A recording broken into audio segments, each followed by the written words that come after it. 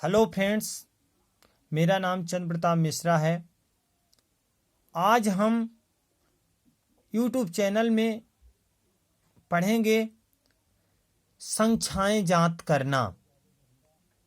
पूर्ववर्ती और उत्तरवर्ती संख्या ज्ञात करना। पूर्ववर्ती किसी संख्या में एक घटाने पर जो संख्या प्राप्त होती है उसे पूर्ववर्ती कहते हैं। जैसे 27 में 1 माइनस करने पर 26 होता है, 27 में 1 माइनस करने पर 26 होता है, 12 में 1 माइनस करने पर 11 प्राप्त होता है, 44 में 1 माइनस करने पर 43 प्राप्त होता है, 49 में 1 माइनस करने पर 48 प्राप्त होता है, 43 में 1 माइनस करने पर 42 प्राप्त होता है। यानी हम पूर्ववर्ती संख्या का कह सकते हैं कि किसी संख्या में एक को माइनस करना ही क्या कहलाता है? पूर्ववर्ती संख्याएं कहलाती हैं।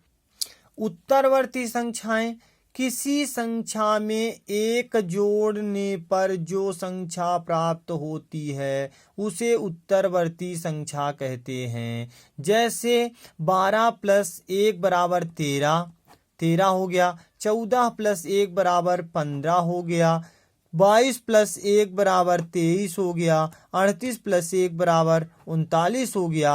इसी प्रकार 44 प्लस 1 बराबर 45 हो गया, 29 प्लस 1 बराबर 30 हो गया। यानी कि उत्तरवर्ती संख्या उस संख्या को हम कह सकते हैं जिसमें 1 को क्या करना है? ऐड करना है। 1 को क्या करना है? ऐड करना है। यानी कि एक को उस संख्या के साथ प्लस कर देना है। यानी कि किसी भी संख्या के साथ एक को ऐड करना ही क्या कहलाता है? उत्तरवर्ती संख्याएं कहलाती हैं। प्राकृतिक संख्याएं जिन संख्याओं से हम किसी वस्तु की गणना करते हैं या गिनती करते हैं उसे प्राकृतिक संख्या कहते हैं। जैसे शून्य प्राकृतिक संख्या नहीं है। जैसे 1, 2, 3, 4, 5 आदि ऐसी संख्याओं को हम प्राकृतिक संख्याएं कह सकते हैं। जो शून्य को छोड़कर सभी संख्याओं को हम प्राकृतिक संख्याएं कह सकते हैं। बात आती है, दूसरा क्वेश्चन है पूर्णांक संख्या। शून्य सहित सभी प्राकृतिक संख्याओं को पूर्ण संख्या कहते हैं।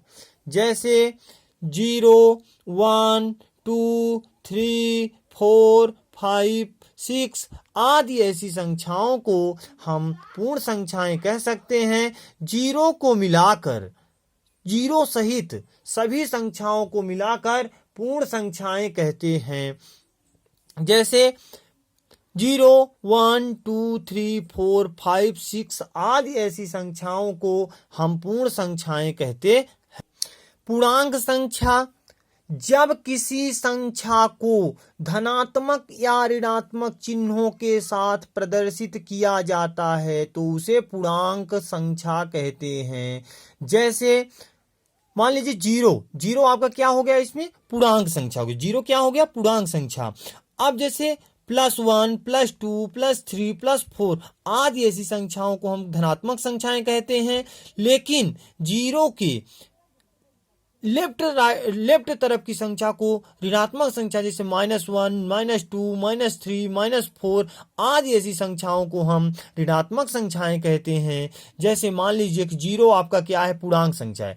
तो यानी कह सकते हैं इसके 0 के बाएं साइड की संख्या यानी बाएं तरफ की संख्याओं को हम कैसे कहते हैं? ऋणात्मक संख्याएं कहते हैं। और दाहिने तरफ की संख्या को हम धनात्मक संख्याएं कहते हैं।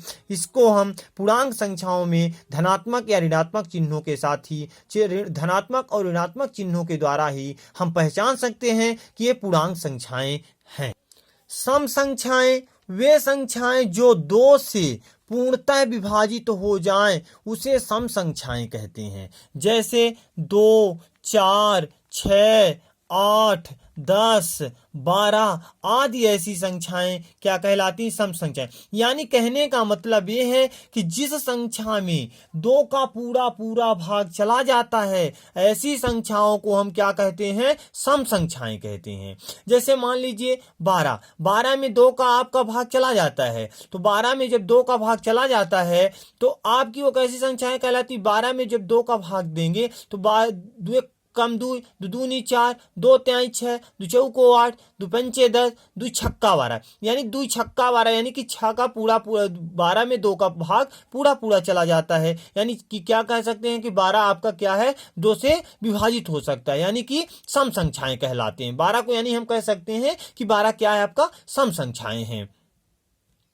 विषम संख्या क्या है?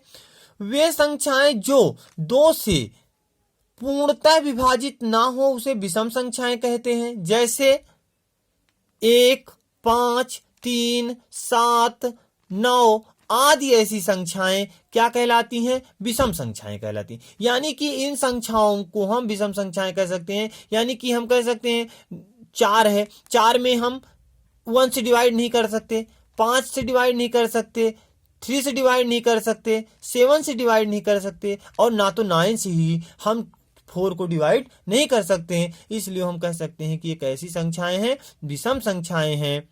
आज की क्लास यहीं से समाप्त करते हैं दोस्तों। कल सभी को 9 बजे लाइव आना है। थैंक यू दोस्तों।